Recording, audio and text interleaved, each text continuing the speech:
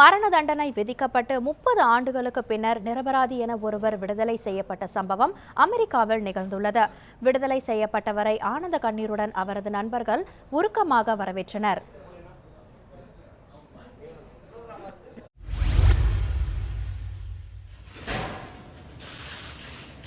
அமெரிக்காவின் அலபாமா மாநிலத்தைச் சேர்ந்த அந்தோனி ஹிண்டன் என்பவருக்கு தற்போது வயது 59. கடந்த 30 ஆண்டுகளுக்கு முன் துரித உணவக மேலாளர்கள் 2 பேரை கொலை செய்ததாக இவர் மீது குற்றம் சுமத்தப்பட்டு நீதிமன்றத்தில் மரண தண்டனை விதிக்கப்பட்டது. தண்டனையை எதிர்த்து இவர் தாக்கல் செய்த மேல்முறையீட்டு மனு மீதான விசாரணையில் இவர் மீதான குற்றச்சாட்டு ரத்து செய்யப்பட்டது.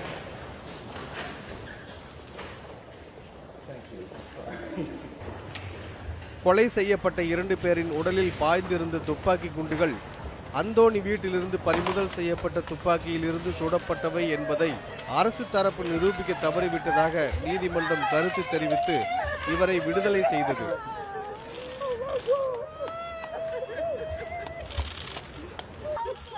கடந்த ஆண்டின் இறுதியில் இவர் விடுதலை செய்யப்பட்டார் என்ற நிலையில் விடுதலைக்கு எதிராக எந்த மனுவையும் தாக்கல் செய்வதில்லை என முடிவு செய்யப்பட்டு தற்போது சிறையிலிருந்து விடுவிக்கப்பட்டுள்ளார்.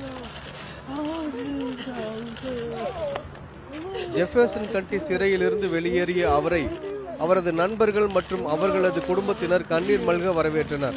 குடும்ப உறுப்பினர்கள் அவரை கட்டி அணைத்து வரவேற்றது காண்போரை நெகிழ்ச்சி அடையச் செய்தது.